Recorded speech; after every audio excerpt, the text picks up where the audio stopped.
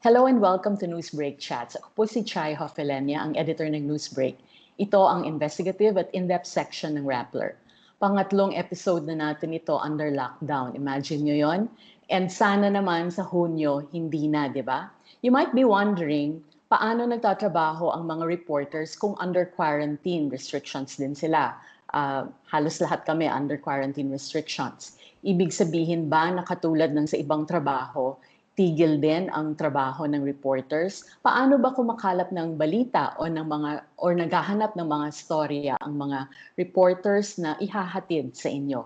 I thought it would be interesting to talk to some of our reporters who have been doing stories and journalism under lockdown.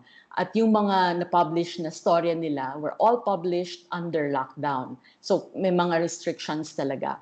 And siguro sa kwento nila, maibabahagi rin nila kung ano yung mga challenges na naranasan nila at ano rin yung sense of fulfillment doing journalism during a restrictive pandemic. So, para sa araw na ito, inimbitahan ko si Sofia Tomacruz. Siya ang nagko-cover ng Palace at saka ng Department of Foreign Affairs. Hi, Sofia. Hello. And Hello, makakasama rin natin si Rambo Talabong.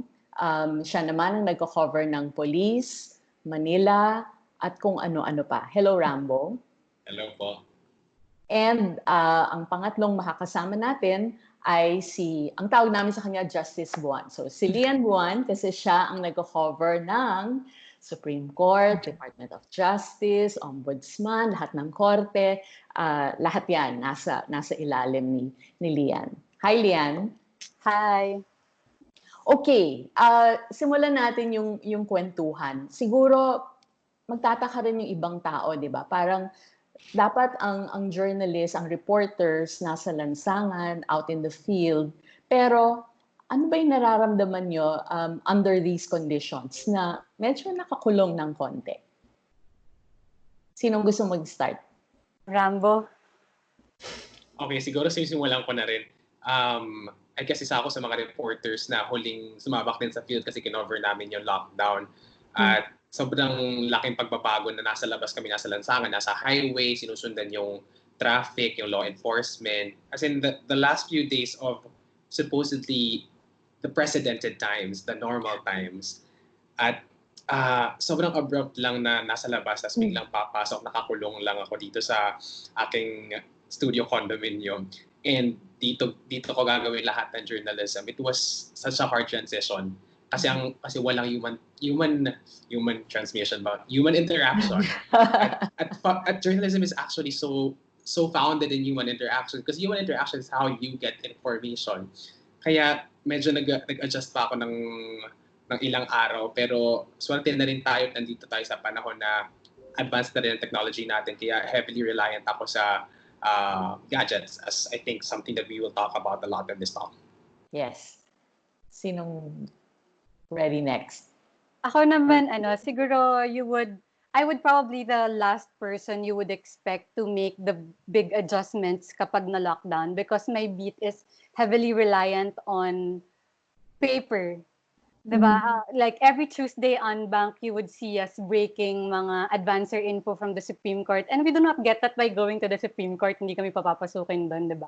So our beat is really heavily reliant on texting, emailing, getting documents in the email, or getting stuff on Viber. So ako dapat yung pinaka-last mag-adjust. But ironically, parang nahirapan ako sa first few days or first few weeks of lockdown, because naramdaman ko yung brunt ng, I think I've taken for granted the fact that I can go out. Tapos nang bigla nang tinanggal sa akin na, ay shucks, mahirap pala. And sabi nga ni Rambos, much of journalism is founded on human interaction. Na bigla akong naisip na I've taken that for granted. Kasi even though the beat is heavily reliant on electronics and electronic transfer of documents, marami kang nakukuhang insight sa beat dahil nakikipagkwentuhan ka sa mga lawyers, sa mga court staff, tapos biglang, ay, hindi mo na magawa yun kasi suddenly wala na sila sa paligid mo. So parang yun yung natutunan ko na to interact with people more. So I guess kapag na-lift na yung lockdown, that's the one of the first things I'll do is talk to people. Magiging mas makuda ka na. Yes. Ako naman, I think parang combo ni Lian and Rambo in the sense that for the first few days, actually, it was such an adrenaline rush. Like, so many new things were happening. There were so many briefings. Things were so unknown.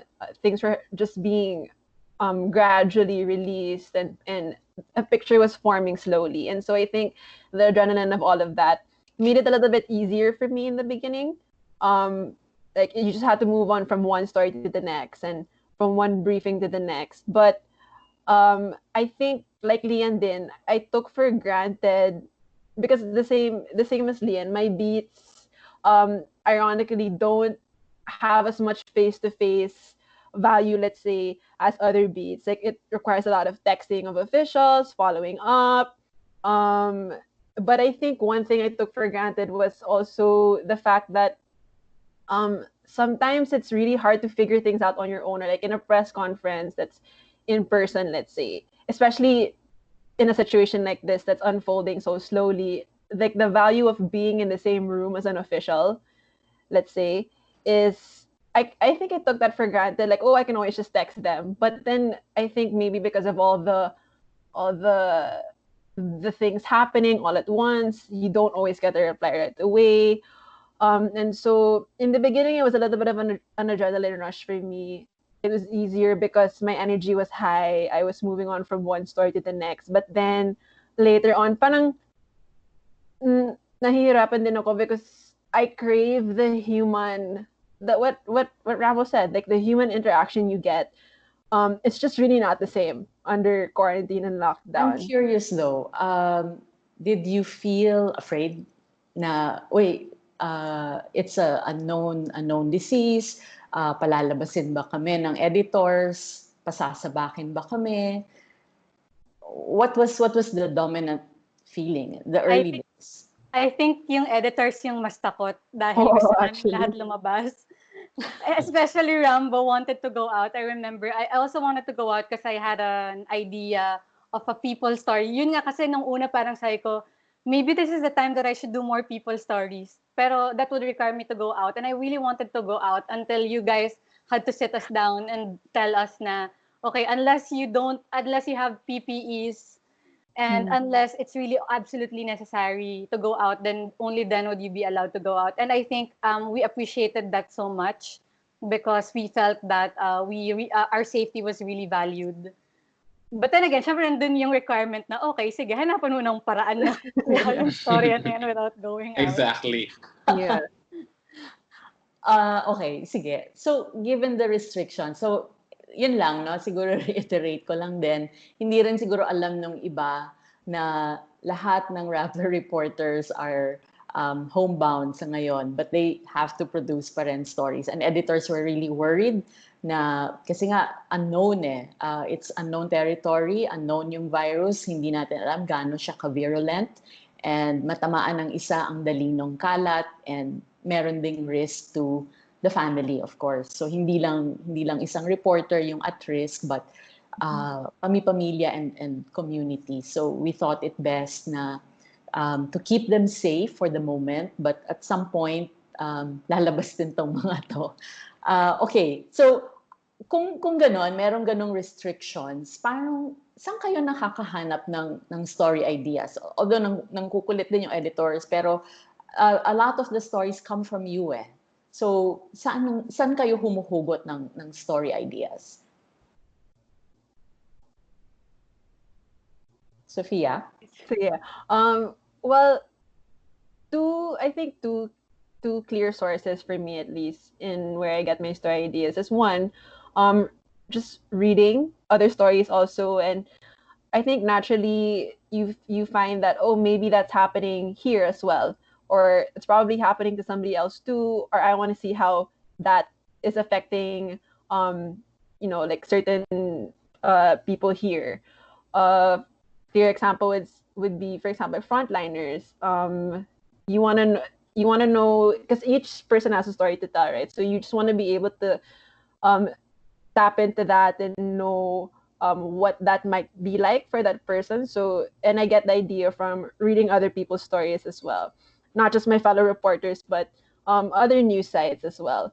And then another way I think I get story ideas is through people themselves who reach out to you. So because you've been on the beat for a certain time, I think people will see that. And also because the pandemic also just raises so many questions. My inbox was flooded more than usual. And so parang some messages mo lang you'll see like, oh, that's a story idea that I can pursue. This is a person who needs attention, and so that's also another place where I get my story ideas. So from people themselves and reading other people's stories. Rambo? I think for me, the problem isn't much as scarcity in stories. It's that there are so many stories that we can do. It's such a bad time for everyone. So everybody has a story to tell. So the biggest challenge that I had under this quarantine is which story should I prioritize? Which story is the most urgent? And so I think dun sa first week talagang isip ko, sino ba talaga yung pinaka nahihirapan ngayon? Sino yung nagugutom? So kaya naisipan kong gumawa ng story on the poorest of the poor with Jodes kasi marami siyang contacts sa poor communities, and merong incident at that time nung early weeks yung police actually abusing its powers, may police violence na nangyari, and then after that week lumabas naman naturally yung pagpatay kay Winston Ragos. Tapos inisip ko rin a few weeks after yung mga persons with disabilities. It didn't come naturally sa akin na parang, okay, automatic person with disabilities. Sometimes these stories are so stressful, and sometimes you just really have to push na, okay, I need to think about it again. Even if I'm in lockdown, I have to recalibrate. Alin ba talaga yung mga story na dapat unahin. Kasi ang isa rin sa mga challenge under this lockdown is the government sets the agenda so well. Kasi nga yung a lot of media sites and media networks are shut down. ABS-CBN is shut down. And yung operations are reduced. So hindi sila makapag-produce ng their own agenda for stories, independent stories. Kaya the government has briefings every day. These briefings are still sources of stories for me, I think. Kasi lumalabas yung data eh. Pero tatanong mo din sa data, dito sa data na to, ilan dito sa mahihirap ang hindi pa nabibigyan ng SAP or emergency subsidy program ng government. So I think it's a story that it's a question I still ask myself daily, and sino yung mga tao na kailangang maparating talaga yung tulong, kasi it's not just a health crisis, it really is a social relief, and sobrang daming crisis na nangyayari. Do you feel, follow up ko lang ha, do you feel that you've done justice to, kasi nga napansin ko yun in your stories, ito yung mga the vulnerable groups, o kaya yung mga walang boses masyado. Pero ang dami nila, di ba? Parang pumunta ka lang sa Maynila, ang dami-dami. So all the more if you talk about Metro Manila, para lalo pa, di ba? Sino nga yung aling city yung unahin mo, yung pinakamaraming infected cases o yung pinakamadaming palpak? So, paano ka as you put it, calibrate?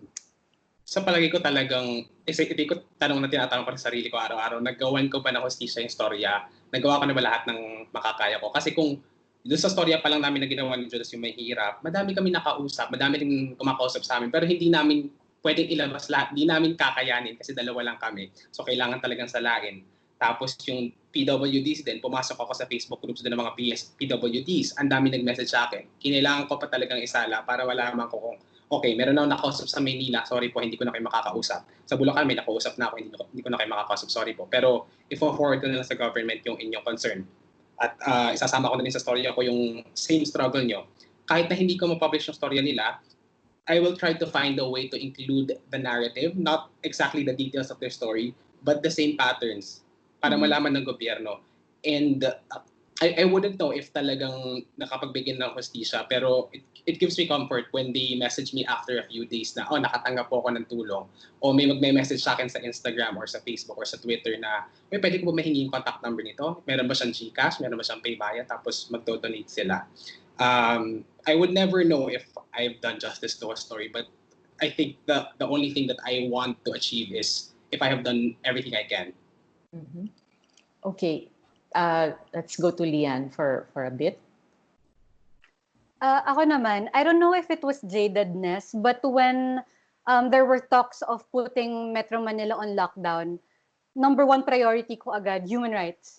Kaya nung lumabas kami nila Rambo to cover the sealing of the borders of Metro Manila, that was the first thing I asked the Justice Secretary kung what are the rules? Are people gonna be subjected to warrantless arrest? Ganyan. Tapos, feeling ko sometimes that day parang ang OA mo naman maglo-lockdown pa lang human rights na agad yung nasa utak mo. And I did get feedback na gano'n, even from friends na parang bakit tumalon ka na kaagad sa human rights? But I don't know yung utak ko nandun talaga. And so, sabi ko hindi. That's why binantayan ko talaga the circulars that would come from the Supreme Court. My heart sunk when they said that they were gonna close night courts, they were gonna close weekend courts, and even further when they said they were gonna be physically closing down all the courts and prosecutor offices. Tapos, syempre may nagsasabi pa rin, OA. And then, nag-trickle down na unti-unti yung mga inarestong hindi lucid na lola sa Maynila, and then may mga using bogus cards na nga aresto sila ng mga people who were just going on grocery. And the pivotal moment for me was when during the arrest of San Roque sa Quezon City, Rambo covered that. But nung habang kino-cover niya and I was watching it unfold from my laptop, I said, my God, the story has moved forward. So yes, there are human rights abuses, and yes, there will be warrantless arrests, but how about the lawyers? How is the justice system going to cope with this? And that's how I had the idea of one of my stories, yung in the Duterte Philippines, lawyers are also pandemic frontliners. So I looked for the lawyers of the San Roque community, arranged a Zoom interview with them when they were all available. Tapos doon ko talaga nalaman na shocks, ang hirap palang ng adjustment ng justice system in a pandemic, lalo na't hindi naman sila nag-prepare. Just like all of us didn't really get to prepare. Siguro doon nag-kick in yung justice ka pa rin. Kahit pandemic, justice ka pa rin. Ganon. Did you get the sense na yung disadvantaged groups, katulad nung sa San Roque, yung kinover nga nila Rambo at saka ni Jodes, parang lalo pang magiging disadvantaged under the current situation, precisely because yung system hindi adjusted for something like this? Or do you get the sense na medyo, sige, understandable yan sa unang linggo, the first, kahit sige, sabihin mo na the first month. Pero has the situation improved under this lockdown as far as the courts are concerned? Ako, for example, nung sinabi ng Supreme Court that they were gonna physically close down the courts, there were some comments na, physically close down lang naman it's still open. You can just reach it via email, but it's just physically closed down. Pero yung utak ko, to a poor person, ang saradong korte ay saradong korte. Mapa-physical man yan or like virtual sarado. To a poor person, a closed court is a closed court. And we saw that. Yung the need for IDs ng mga taong nakatira sa slum. Saan sila kukuha ng ID? Baka yung mga iba sa kanila never had an ID in their life, diba? And all these other requirements that to a rich person are just in their envelope somewhere in their cabinets, pero to a poor person, kailangan niya pang hanapin yun. And so, props talaga to the human rights lawyers and the pro bono lawyers who took these people under their wing. Pero I think the gap just widened further in this pandemic. I will jump kasi may binanggit si Rambo kanina about this kind of a situation being ideal, best for government to set the agenda. And yung media, parang hirap kang susunod ka kung nasaan yung briefing. And I think, Sophia, you've been on top of this, especially at the start, di ba? Briefing after briefing, IATF, the late night briefings of the president. How did you feel about this? Parang nanggigil ka ba na kayo parang iniisahan nyo kami but you still have to cover these things. Right. Well, in terms of covering briefings online, it was so frustrating and really difficult in the very beginning to cover everything, not only because of the sheer amount of government officials who were suddenly, it's like they suddenly had all the airtime that they wanted. Also because like on Facebook, the briefings would just come one after the other. It would be even hard to, let's say, squeeze in stories in between. But more than the stories, it was really frustrating that the agenda setting was so apparent, because it was also much harder for media to ask questions, because you're not in the same room essentially, and they have the luxury, let's say, of not replying to you, or there's that space where your message can get lost in I don't know, like in time or something, because oh, I didn't see it, so sorry, I didn't get to answer you right away, or I didn't see it because there's so many messages coming in my inbox. And so that was extra frustrating, because I mean, as a reporter, you ask questions not only to make things clearer, two, to challenge also what they're saying, to point out certain things like that's not okay, or that's not right, or that's So not that was lost. in entirely other good. That for me, it felt really lost, because you suddenly lost your that outlet for you to ask questions. And I think as a reporter, like, you suddenly not being able to ask questions was just, it's hard to describe, like, the frustration that comes from that. Rambo and Dian, di ba nag-cover din kayo? Kasi nagro-rotate naman yung pag-cover sa sa mga briefings na to. Did you feel the same way? Oh my God. Frustrating, nakakainis. On my first day on duty, sabi ko talaga, my God, how did Sophia do this? Or I think you were there for 1.5 months before nag-change ng style na magkakaroon na ng one person per day per duty. And mahirap kasi, for example, I would send in questions via sa laging handa, pero hindi naman siya matatanong, or sometimes hindi na-gets masyado ng resource person. And probably it's not their fault, but if you were there, you could follow up. Pero because you're not there, if they didn't get the question, or they didn't answer it the way you wanted to, then essentially that's it. So parang goodbye ka na naman, tapos hindi ka naman nila re-replyan kapag tinext mo sila personally. So you'd have to wait for another briefing para lang makasingit ka ng tanong. And yun nga, you barely get to squeeze stories in.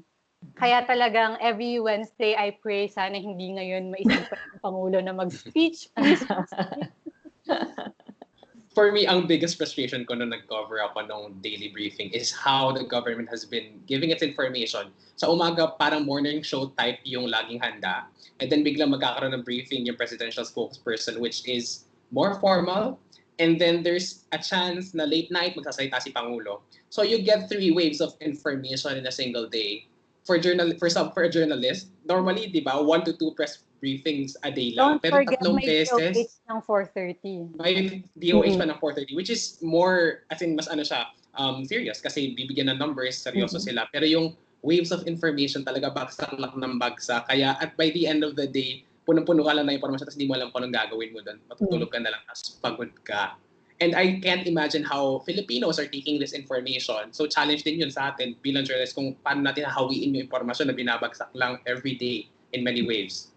Actually, kasi inaobserbahan din natin yung behavior ng audience, no. So nakita namin that nung March, ang taas-taas ng traffic, ang dami talagang nagbabasa. Pagdating ng April, medyo okay pa rin, mataas pa rin. I guess interesado ECQ, GECQ ba, i-extend ba yung lockdown, etc. Pero ngayong May, talagang pagod na ang mga tao na magbasa tungkol sa pandemic. So I guess the challenge also for journalists is what kinds of other stories can you offer your audience that is so tired reading about the pandemic and the coronavirus? Nag-iisip din ba kayo ng ganon? Ano yung mental exercise na yon? Ako, now that we've reached the 3rd month and are nearing 3rd month, I think it would be good to present big picture data kung ano yung nangyari at the last 3 months. But kaso, this government is not really good with data, to put it very kindly. they're not good with data, so you don't, one, many agencies would not give you data at all. So dun pa lang, tapos na yung story idea mo. Next, if they give you data, it's not really clean. So you have to sort it out. And then number 3 is, do you really trust that data? I mean, siguro Sophia can talk about that more, yung sa scientific side of it. Pero ang hirap lang kasing mag-trust ng data nila if there's data at all. So parang nami-mental block din ako kung saan ko na ba i-take next yung story ideas ko if I stump on that kung wala na akong next na pupuntahan. Sophia? Well, for me, actually, yeah, I mean, you can also feel it's palpable, no, that the reader's getting tired of all these things. But for me, I think the way out of it, or one way to address it, for me, is still trying to pursue, one, instead of just giving piecemeal information, let's say, to just kind of make it more, because people do still have questions, and to make it a little bit more comprehensive, like just coming up with an explainer, let's say. I feel like that gets more attention than just giving a little bit of information without all the questions being answered. Sometimes it's even better to just kind of wait and like put everything together, answer all the questions that are able to be answered at the time, and then put something out. But aside from explainers, I think it's just really to still go back to human stories, because people really, and as a person as well as a reader, I would really still click on a human story, and it doesn't necessarily have to be about the pandemic in the way that like we covered it in the very beginning. But I'd like to see as a reader also, and one way out of it is, yeah, the human stories about how people are coping at this point in time, or because I think there's a craving to just like see people and go outside, and so hearing stories about other people and how they're coping and what their experiences are like kind of give you that sense of connection that you just so craves for so badly. Okay, speaking of stories, I was just wondering, there were several stories that we published nga, your stories. Which of these stories were your favorite stories? And then siguro kwento nyo rin parang how you stumbled upon these stories and paano nyo sila binuo. Rambo, you want to start? I think napag-usapan ko na rin kanina yung konti yung, as in the focus on the poorest of the poor, and I think I won't say na happy, but I guess I felt a certain achievement or fulfillment na natulungan yung mga tao after we published that story. The local governments reached out to them, donations came in. Another story that I wanted to talk about, which I think really blew up, and I didn't know that it would blow up, is the birthday party of General Sinas, the National Capital Region Police Office Chief. And that story, I got that story from a fellow journalist, and it's a story that wouldn't be published in their publication. Pinasa sa akin because he trusted me as a fellow journalist. And I guess doon ako natuwa sa story na yun kasi it actually reminded me how important it is that reporters still interact with each other. Reporters are still acknowledging each other's work, and merong press freedom and press solidarity during this time.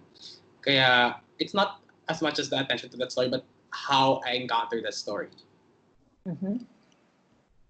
Lian? Ako, I wouldn't say it's my favorite because it's been a great source of stress and and anguish, but it's the whole series on how prisons would be affected by the pandemic. And start pa lang ng lockdown period, different sources this were not my usual sources, but different sources just came out of nowhere, and they were giving me documents, they were giving me information, they were giving me contacts, and they were giving me their own sources. And I guess I built on that. So parang dina-demonstrate din nito na if you just build on your stories one by one, people will find you and people will trust you with their stories. Sinimulan ko siya dun sa how the government kind of dragged its foot bago sila nag-respond. Kasi nung una ayaw nila, nung sumunod lukewarm na sila sa idea of releasing prisoners. And then nung sumunod, okay na pala sila pero by a court order. Ganun. So parang insiders were giving me documents, and then finally I got a source, and I'll just call this source an insider of Bucor, who gave me documents about the list of everyone who has died in Bilibid. And when I saw that list, part of me was not surprised kasi ang tagal ko nang naririnig tong information na to last year pa. But Bucor is such a tough agency to get information from. As in, ang hirap talaga. So nung nakahanap ko yon, sabi ko, okay, I trust this source, but why would our audience trust the source? So kailangan ko siyang i-verify. And of course, it was not verified by the agencies because they wouldn't want that information getting out. So to be able to verify bits and pieces of the document, I had to trace the families, track down the families of the dead people. So ang hirap nun kasi una, kailangan ko munang pakiramdaman to make sure that they know that their relatives are already dead. Kasi kung hindi nila alam na patay na yung relative nila, then abort mission. Because I couldn't be the one to tell them. Correct. So, in the first salvo, kasi I think I was working on that late April na and these deaths happened in March. So, meron ng 1 month lead. So, alam na nila. And surprisingly, they knew because sinasabi lang sa kanila ng kakilala, kaibigan, mga nakilala sa Bilibid. It was not Bucor who reached out to them. So medyo mabilis, medyo naging madali sa akin relatively yung process na yon. And then in the second part, when I got the newest data now, which is May, nakakapangyari lang, no one has, kasi kaya ako nahanap yung part 1 because they already knew the death. Nagpo-post na sila sa Facebook. So, nata-track down ko na sila. The second, presumably, hindi pa nila alam. So, no one was posting. So, ang ginawa ko, ginoogle search ko yung mga names. And then, some news items would appear na identical name and then bibigyan niya ako ng locality. If I have a source in that locality, perfect. If I have a source in the RTC of that locality, even more perfect. Kasi meron silang easy access to the contacts. But this wala eh. So meron lang ako nakitang locality. Tapos sabi ko lang sa group chats ko, may kilala ba kayo from this locality? And then, luckily for me, someone knew someone from the LGU. So we tracked down the family of the inmate. And sobrang careful ako. Sinasabi ko lang na I'm working on a story in Bilibid and I learned that you have a relative in Bilibid. Would you be able to tell us kung ano na yung kamustahan nyo nung So it's still relative? a lot of depending on your network Yes. of sources Yes. And sometimes extended networks. extended networks at sobrang ang dami ko nang nakilala because of these stories, because I would text people, I don't code call. I would text people and say, I'm Lian Buan and I'm writing this, ganyan. Tapos, very accommodating sila because I think because they really wanted to help people from Bilibid. Kasi gets nila yung anguish ng mga families na hindi alam yung situation ng mga families doon. So, yun. Ang mahirap lang ngayon ay, I had to convince people to go on record, albeit identities, real names withheld.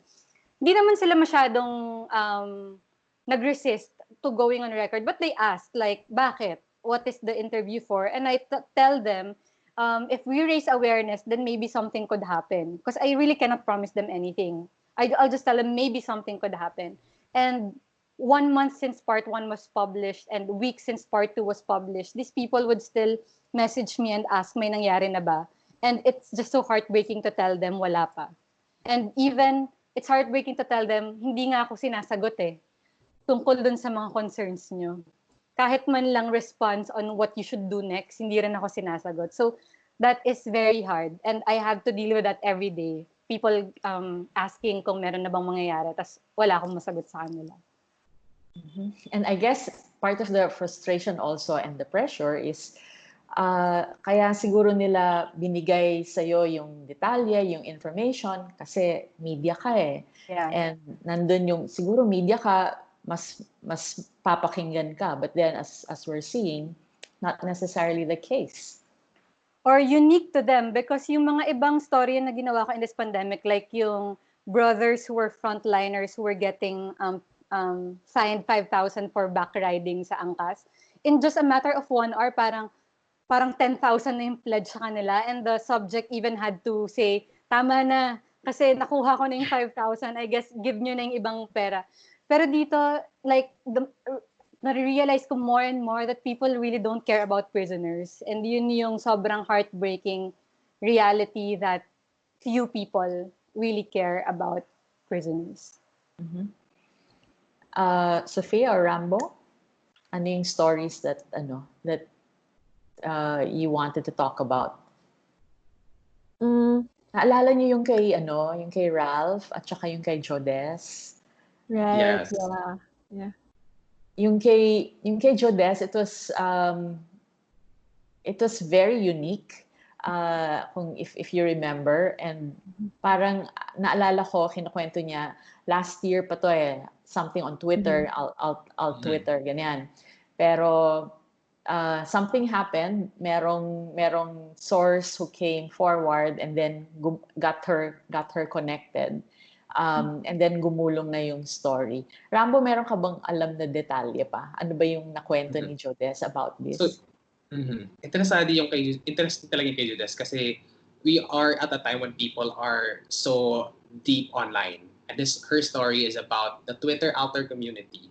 It's not the in general outer community, but how illegal videos are being spread online. So talagang nagkaroon ng focus at nagkaroon ng spotlight doon from Judas na naglalabas ng blackmail videos, even child pornography dito sa Twitter, and how she encountered these people. Nakwento niya sa akin. Message lang talaga niya, pero hindi pwedeng yung interview ay through messages lang. Kailangan merong video call. Kasi kailangan malaman yung nuances, especially about a topic that's so sensitive, so private. So there's no room for being vague. Yung huhulaan mo kung ano yung chinat sa'yo. So mahalaga yung call. At this is the closest thing, a video call. Sophia, you wanted to say something? No, I mean, just on your earlier question of Chai, like what story, some stories I want to talk about was kind of similar to what Lian said. The story that I did with Aiko on nurses actually comes to mind because until now, I think there are a certain sector that was in a way unique because one, they were frontliners, but two, their situation is a bit more peculiar because they wanted to go abroad. You know, there's this whole like idea about like it being a patriotic thing to serve at the front lines and everything. And so, similar to Lian in the sense that they're still messaging. So many nurses are still messaging until now because they're just giving you all this information and just pleading for help for you to for certain bans to be lifted and everything. And you have to be able to tell them like I'll forward your concern. There's not really anything I can do right now. Like the story is already, like we already wrote the story and another story, a follow-up after that. Then all I can do is just like tell you again, like, sorry, nothing's happened, nothing's changed. But aside from that, also the story that I did with Kevin on the social media response, if we're talking about people really being online now, basically, is like where they're living at this time. It was really interesting to do that story as well because in a way, This is a data story, right? Yeah, a data story. So completely different, let's say, from a human, like having a human face, but it still captures, I think, an important thing in this situation because, and that's why we wanted to do the story because you wanted to be able to capture something that was interesting because I think we're all familiar also with the way the government and people who support the government use social media to kind of drown out any sort of criticism. But that's not what we saw when it came to this. That's not what we were seeing, and we wanted to find out. Okay, wait a second, is it even real to begin with? Because things are online, you never really know if people are actually people, and yeah. So that was one story that was really interesting because we suddenly started to see that shift, and I think it was important to try and document that and tell the story of what happened because one, to say it's real, it happened, and two, it's possible, then let's see if it will actually like be sustained moving on and moving forward. And I think it was a real pushback in a sense to all the agenda setting by the government because it was like week after week, like, oh, we're doing so great, this is another piece of good news, and like more people are being given assistance, but that's What really was the not title what of that particular story, just so people right. who haven't read All it right. can review it? It was online outrage drowns out Duterte's propaganda machine. Sorry, yeah, there. So Yeah, I think that was interesting also for me because it was like a pushback all of a sudden, a real pushback that you saw against all the weeks of just supposedly like flawless government response. Okay. And then yung isang recent story rin that I think has been popular among our readers is Ralph Rivas's story. This was about behavior ng police, no? Dun sa borders, parang trading sex for a pass para lang makatawid dun sa border. And this has been, I think ABS has also done a follow-up story on this. And Rambo, ang info mo ba is the police are pursuing this? Are they Yes, really the police. investigating? The police are investigating in their own ways. So what I mean by that is they're directly contacting our journalists. They're directly contacting Ralph. Talagang tinatanong siya kung sino nakausap mo. Instead of the police doing its own investigation, humihingi na impormasyon talaga sa journalist when they know kasi binibrief sila tungkol sa batas na hindi natin pwedeng i-disclose ang ating sources kung hindi natin gusto. At I think yun yung questionable sa kanilang investigation ngayon. And that puts the question on whether they're actually investigating in a more structural manner. Kasi if there's something that this story showed is that this has been happening for the longest time, itong patronage, kasi yung pag-aabuso ng police sa mga prostitutes. Pero mas lumala lang ngayon, mas marami lang ang leverage ng police ngayon kasi mas gutom ang mga prostitutes, mas kailangan nilang tumawid. At pati ito ginagamit para humingi ng sex. When it comes to investigation of the police, hindi rin natin ma-ensure at hindi rin ma-ensure. Pero meron na silang mga public statements na sinasabi na, wait, teka lang, hindi kami lahat. Hindi lahat kami ganyan. So parang Totoo instead naman, of fairness, yeah. yes. To be fair. Talagang hindi naman lahat, pero yun yung kanilang initial response eh. Hindi lahat. Pero okay, mag-i-investigate kami. Can I just say something? Yung hinahanap ko sa response ng police kasi is, like, okay, good that you're investigating, pero missing kasi yung sensitivity that this is about a sexual assault case about women. Kasi yung pronouncements nila ay, we encourage every woman who has been abused by the police to come out. Sobrang missing yung sensitivity na, sir, hindi ganun kadaling mag-come out if you're a sexual assault victim. It's not as if it's another crime na pwede mong sabihin out in the open that I was victimized. This is a whole other, diba, sobrang layered and nuanced and uncomplicated. Even the language you should use when describing these women or the language you should use when describing the assault should be very careful. So yun lang hinahanap ko sa police na sana ipakita niyo yung sensitivity niyo that this is a difficult kind of situation na feeling ko there are women who will never come out in the open. So I think now that you mentioned that, Lian, I think it's also part of a longer narrative wherein the police, instead of actually investigating something that we reported, they would challenge our sources to step forward. This has happened in the drug war. When people are killed, they're asking their relatives to step forward and accuse the cops who are in the same neighborhood, to name their cops. Yeah. And this is such a hard. I think it's already a pattern for the police to challenge people who are actually went to journalists because they have no intention. They are afraid of cops. And ito mga prostitutes, hindi sila lalapit talaga sa police kasi police nga yun ang abuso sa kanila. I think the police has to evolve from that mindset when it comes to investigating. And in the end, if you think about it, it's really a question of trust, di ba? Parang, and if you look at the recent incidents involving the police, nambubugbog sila, meron silang binaril, meron silang pinatay, nag-violate lang ng quarantine. Si Sinas, di ba? Parang napaka-blatant nun. And then yung mga iba na minor, na maliliit, hindi ganun yung treatment. Walang rule of law, hindi pantay-pantay. So how would abused women readily come forward and reveal themselves and magtuturo na itong police na to sa ganitong border na to, sa city na to, sa probinsyang ito.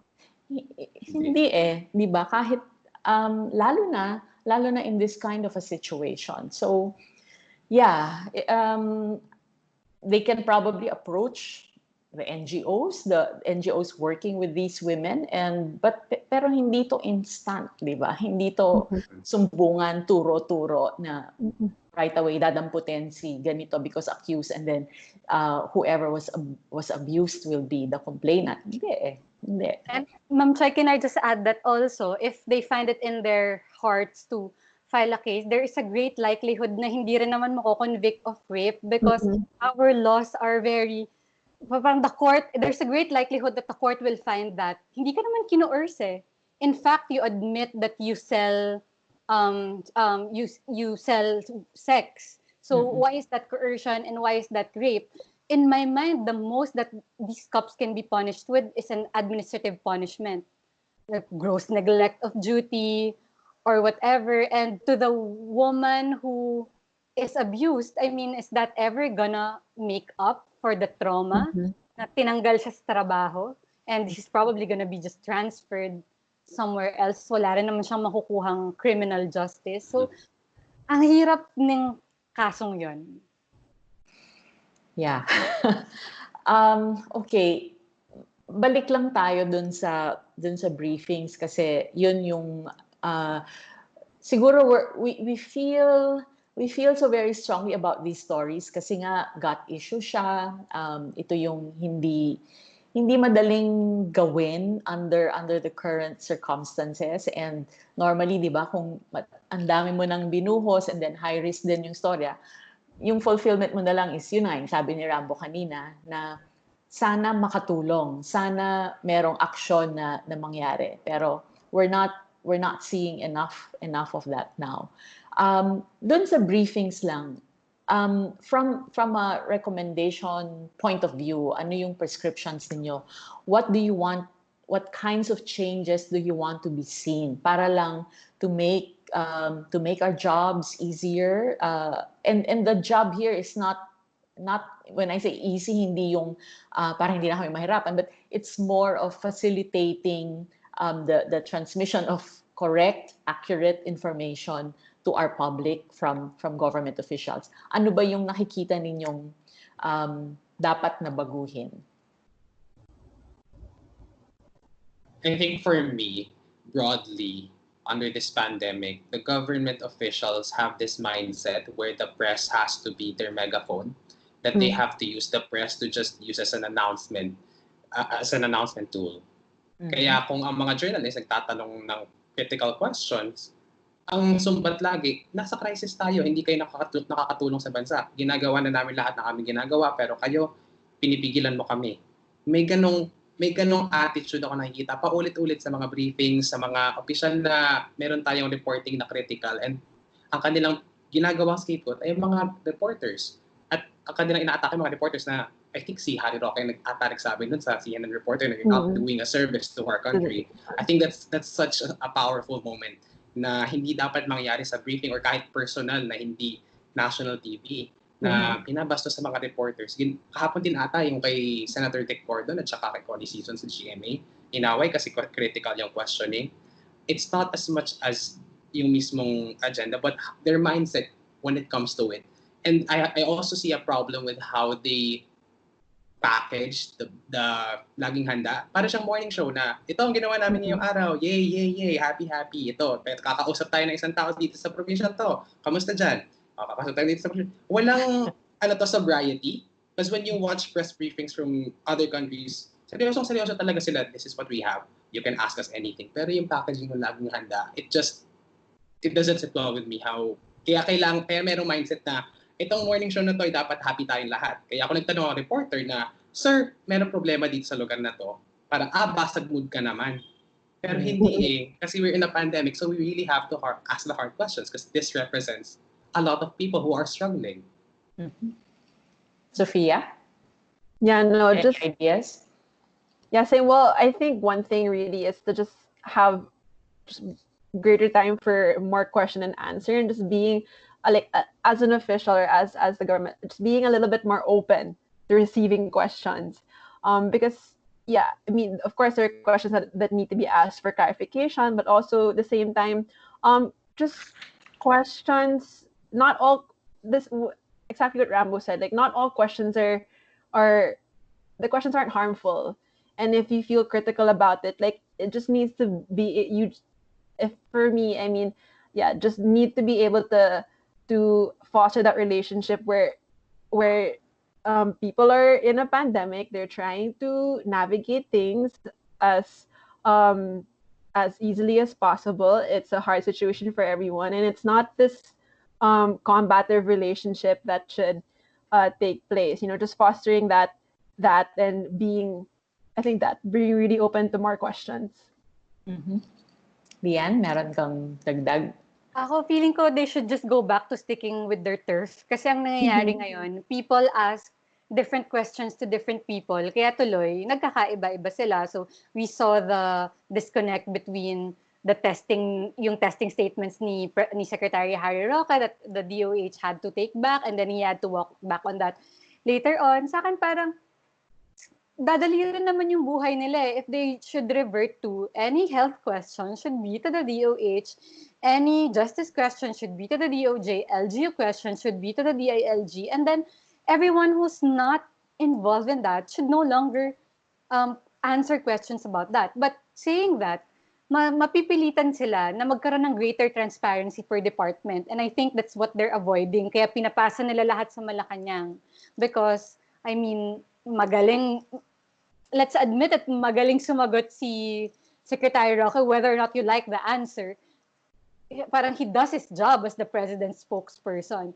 And then, yun nga, so yung mga ibang agency, hindi na sila, parang nasa-shield na sila from the challenge of the beat reporters. And now that I mentioned that, parang kahit before the pandemic, my pet peeve talaga is when an agency will give a press con to the non-beat reporters.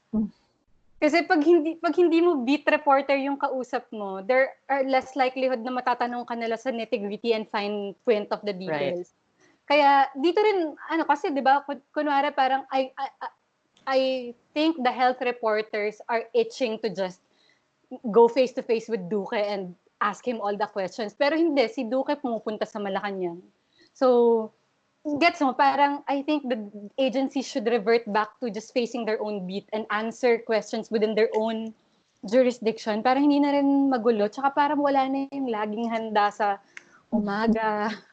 Okay, parang tama ka Lian yung sinabi mo nga na tuloy, it becomes easier for them to get away, di ba? Kasi hindi yung follow-up questions, wala doon yung depth of knowledge ng ibang reporters na hindi naman nakababad sa health, halimbawa, wala rin doon. So, madaling nakakalusot. Siguro last question na lang. It's not easy to do journalism these days, no? So parang some of siguro yung campus journalists will say, wag na lang, I probably will not pursue journalism anymore because even my journalism classes are disrupted. So parang, should they continue? Should journalists continue given these circumstances and yung challenges nga na banggit ninyo na kontrolado naman ng government eh? What are your thoughts? What an existential question, Ma'am. I don't know how to answer. Let's start with the younger ones. Si Sophia ang youngest?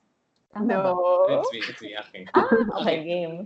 So, the question about continuing it, I think sobrang existential niya. But what I can confirm is there's a need for journalism at this time. Usually, kung kumakausap ako ng sources, I feel like it's the same for all reporters. Mm-hmm. Kung kumakausap tayo ng sources na, especially yung mga disenfranchised at saka yung mga mahihirap, kakausapin tayo nila kasi tayo na yung huling taong malalapitan nila. Sinubukan nilang pumunta sa gobyerno, sinubukan nilang pumunta sa barangay captain sila, sa sarili nilang pamilya, sa malalapit sa kanila. Pero tayo na lang talaga yung makakausap nila. At minsan sapat na yung paglagay sa online platform or sa newspaper ng storya nila para bigyan talaga ng tamang atensyon yung kanilang storya. Kung gutom ba sila, kung person with disability ba sila, kung frontliner ba sila na neglect. Kung kinakausap natin sila na ilalabas natin yung storya nila, nabibigyan ng pansin at saka nagkakaroon ng action. Kaya, yun ang masasabi ko. Kailangan pa rin ang pamamahayag sa panahong ito at sa susunod na panahon. Mm-hmm. Sophia or Lian? Oh, Sophia. sige, in order of age. No, I totally agree then with Rambo. I think that it's not easy, but there's definitely a need to keep doing it. And I think so long as there's that need, that comes out in so many ways. No, some people reaching out to you, you seeing that that this thing needs to be um, given attention to. As long as there's that need, no. For me, let's say, I mean, it's gonna be look so like rosy and everything, but at least for now, like that sustains me.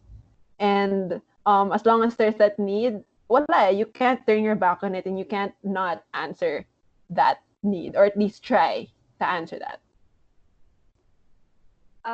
Ako naman, I think to be able to survive, I've learned how to scale down drastically my dreams and expectations about what journalism can do.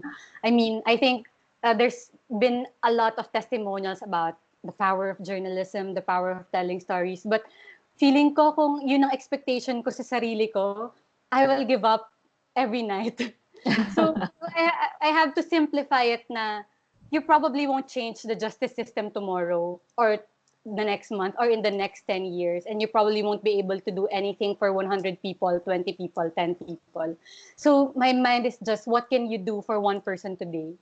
And it doesn't have to be that their lives will change. Siguro it just has to be that someone replied to them today. Out of the 10 people they messaged and called, you were the one who replied. And that gave comfort for 5 minutes or 10 minutes.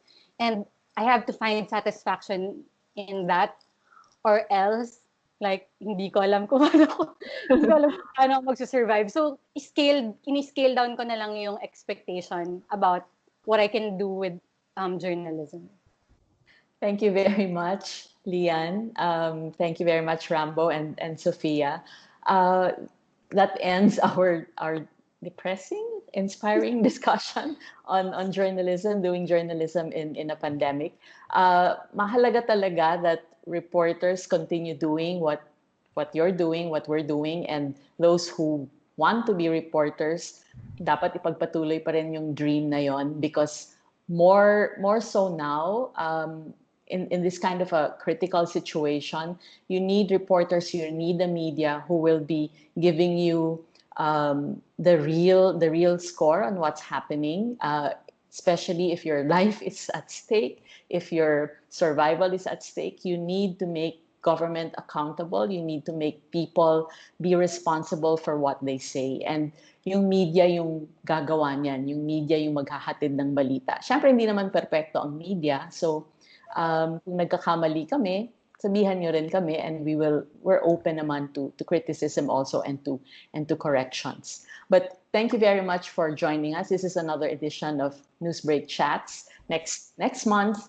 hopefully we're beyond lockdown, out of lockdown already. Thank you very much for joining, and I'm Chai Hafilenia.